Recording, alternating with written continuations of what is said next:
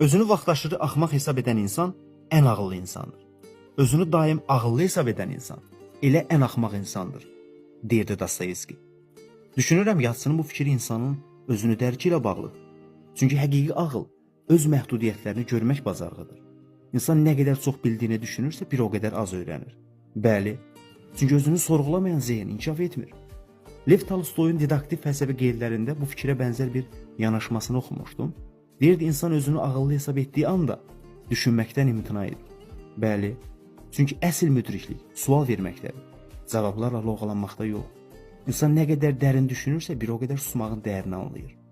Victor Hugo isə yazırdı, insanı kiçikdən cəhalət deyil, cəhalətini bilməməsidir. Bu səbəbdən özünü tənqid edə bilən insan əslində zəif deyil, şuurludur.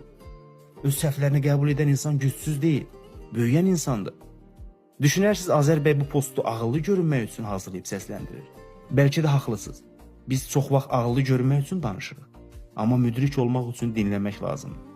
Amma düşünürəm ki, çox bilənlər deyil, heç bilirmiş kimi görünənlər də deyil. Özünü tanıyanlar dəyişir dünyanı. Dostoyevskinin ilk fikrinə münasibət bildirmək istəmişdim ki, insan bəzən özünü axmağam deyə bilirsə, demək ki, hələ xilas olmayıb. Hələ düşünür. Amma özünü ağıllı hesab edən insan artıq susmayacaq. Artıq şübhə etməyəcək, artıq öyrənməyəcək. Çünki ən təhlükəli cəhalət özünü bilikli sanmaqdır. Qoca Tolstoy deyirdi ki, həqiqət səs-küydə yox, vicdanın sakitliyində doğulur. Bir söz var, deyir, ağıllı insan danışanda ehtiyat edir.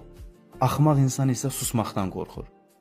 Biz çox vaxt ağıllı görünmək üçün yaşayırıq, halbuki insanı insan edən biliyi deyil, özünü sorğulamaq cəsarətidir. Bəlkə də ən böyük ağıllılıq budur, öz içindəki axmağı tanımaq və onun səni idarə etməsinə icazə verməmək. Mənim çox sevdiyim bir cümlə var, həm dərindir, həm də iki sözdən ibarət çox sadə bir cümlədir. Özünü itirmə. Alman filosof Friedrich Nietzsche'nin Əxlaqın şəcərəsi əsərində belə bir fraza keçir. Özü olmağa cəsarət etməyən insan başqasının kölgəsində yaşamağa məhkumdur. Bu dahilər demək istəyiblər ki, öz individuallığını ortaya qoy.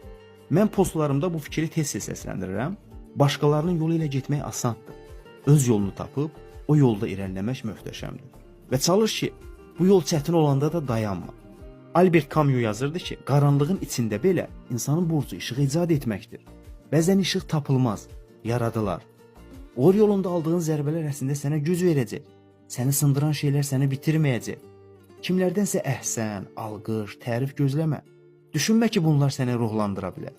Gözləntilərini sıfıra indir. Səni güclü edən qələbələrin deyil, ayağa qalxmaq vərdişindir. Səni dəyərli edən təriflər deyil, düşüncələrindir.